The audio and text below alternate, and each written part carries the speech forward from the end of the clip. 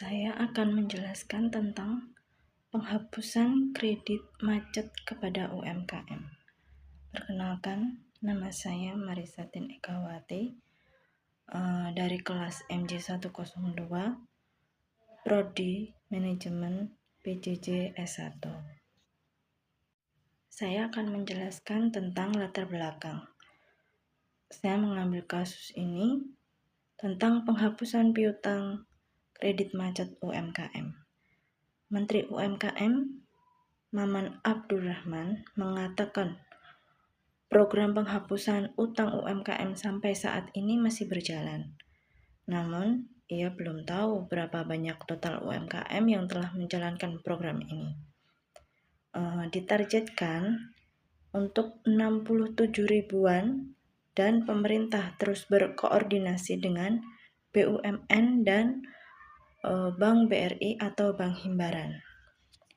Sebagai informasi, Presiden Prabowo sebelumnya resmi menerbitkan aturan penghapusan bukuan kredit macet UMKM di bidang pertanian, perikanan, perkebunan, dan peternakan serta kelautan.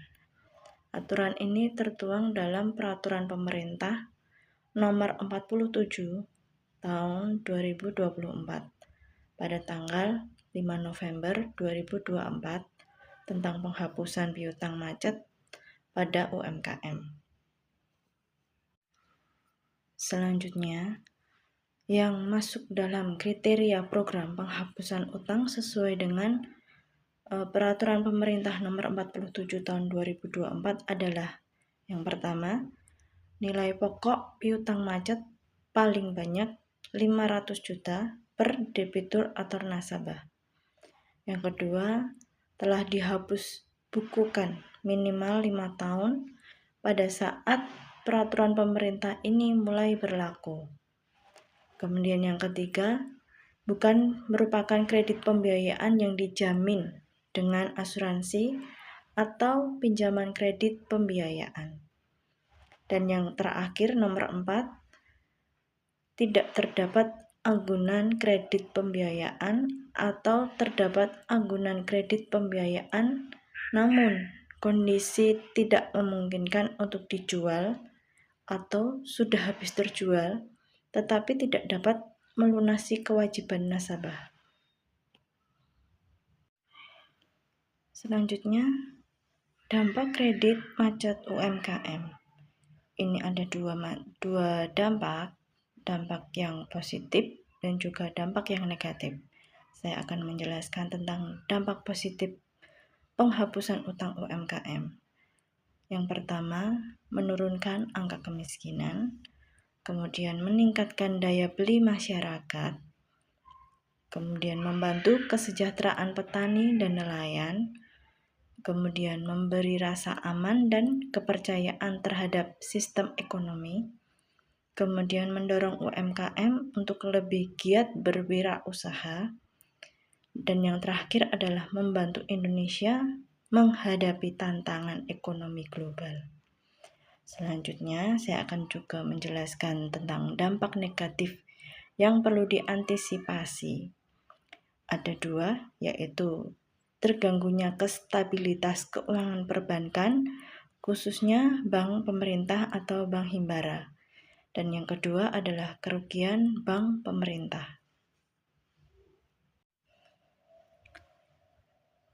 Untuk kesimpulan dari penghapusan kredit macet UMKM ini,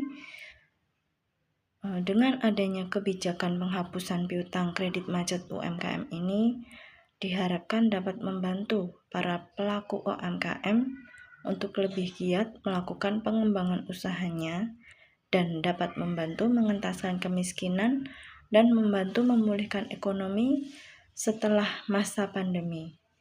Dengan meningkatnya UMKM dapat menciptakan lapangan pekerjaan baru.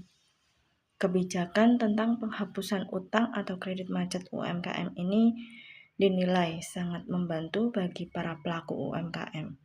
Namun, diharapkan bagi pemerintah untuk perlu berhati-hati dalam mengimplementasikan kebijakan ini karena bisa saja akan dimanfaatkan oleh pihak-pihak tertentu yang tidak bertanggung jawab.